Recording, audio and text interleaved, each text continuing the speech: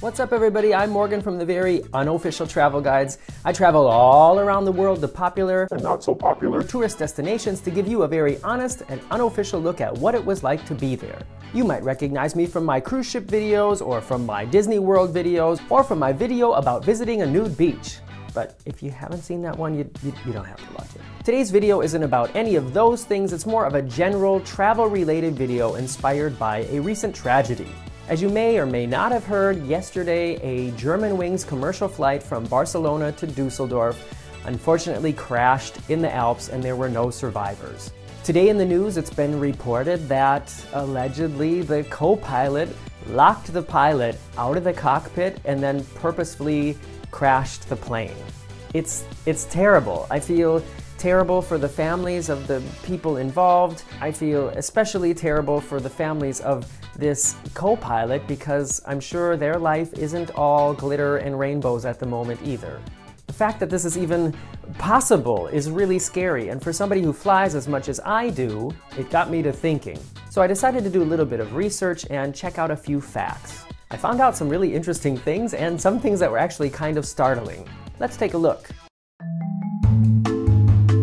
First of all, kind of like amusement park accidents, when a plane crashes or when somebody gets thrown out of a roller coaster, or like when the Costa Concordia crashed, you want to know about it. It's so terrifying that it almost becomes spectacular. So I can totally understand why the news media jump on the opportunity to like sensationalize this one event and not report on anything else for like the rest of the day or the next few days. It's totally happening with this plane crash. But statistically, the chances of dying in an airline-related accident are so amazingly low that if it was like a correct human instinctual function that we should take these facts and use them as a reason to not travel in a plane anymore, then none of us would ever get in a car again.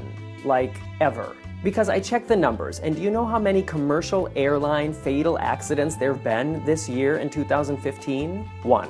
And how many fatal car crashes have happened this year already? I guarantee you, somebody who's watching this video right now has probably even driven past a car crash on their way home from work tonight, right? And how many people out there have ever witnessed with their own eyes a commercial airliner crash? Probably none of you. I hope none of you. The point I'm trying to make is I totally understand why the media spends so much time reporting on this one incident, but statistically, there are people dying in auto crashes every day, like every minute probably.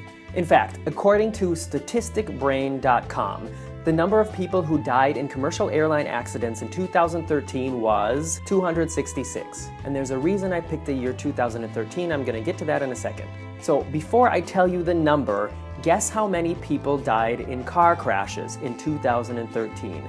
And that is the last year that I found reliable data online for this number, and that's why I stuck with 2013. So what do you think? 5,000? 10,000? 20,000? No. In 2013, 35,244 people died in fatal car accidents, and that's just in the United States. Not worldwide, just in one country. Imagine how much higher that worldwide number is compared to 266. So if you're getting scared of flying because of the way the media covers things like this, and you think that statistically airline travel is unsafe, then you better be walking to work in the morning, because don't get in a car.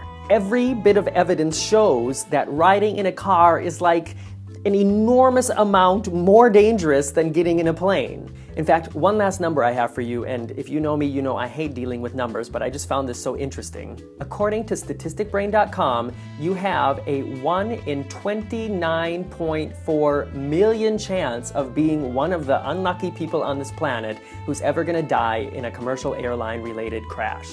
For a comparison, I looked up the chances of getting struck by lightning, and those are only 1 in 1,190,000, which is kind of scary actually.